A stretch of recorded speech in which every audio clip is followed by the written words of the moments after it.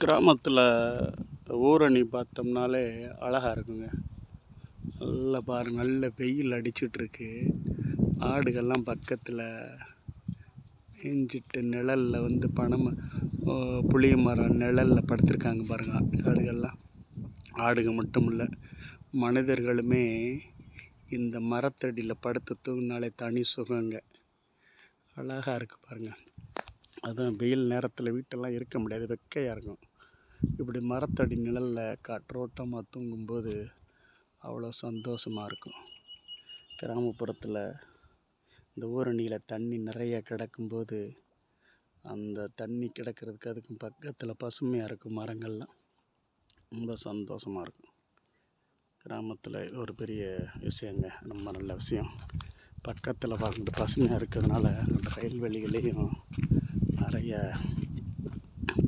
கொக்கு, கருப்பு கலரில் பாருங்கள், கருப்பு கலர் கொக்கு, வெள்ளை கொக்கு, கருப்பு கொக்கு எல்லாம் இருக்குது பாருங்கள். பசுமையாக இருக்கிறதுனால இறை தேடி வருது எல்லாம். அருமையாக இருக்குது பார்க்குறதுக்கு. நல்ல வெயில் அடிச்சிச்சு, நிழலை பார்த்து பாருங்கள். காக்காலாம் அழகாக பறந்து வருது பாருங்கள். நிழலோரம் தண்ணி நல்லா இருக்கிறதுனால, ஈரப்பதம் இருக்கிறதுனால பூச்சி புழு பறக்கிறதுக்காக அழகாக உட்காந்து பறக்குது. அருமையான நிழல்.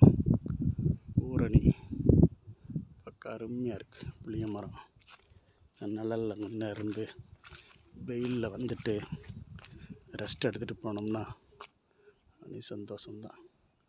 ஊரணியை சுற்றி புளிய மரம் இருக்குது பார்த்தீங்களா.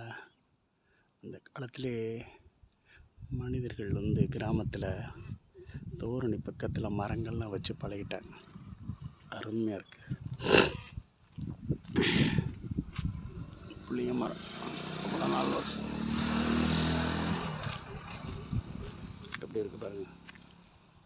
அதெல்லாம் ஆடு ரெஸ்ட் எடுக்குது வெயிலுக்கு. மனிதர்களை தாங்க முடியல, வெயில் அவ்வளோ பெரிய வெயில்.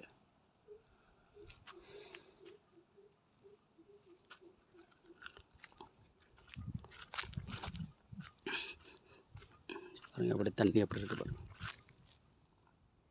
அருமையாக இருக்கா. அருமை. கிராமத்தில் இயற்கை ரசிக்கிறதே ஒரு தனி சந்தோஷம்.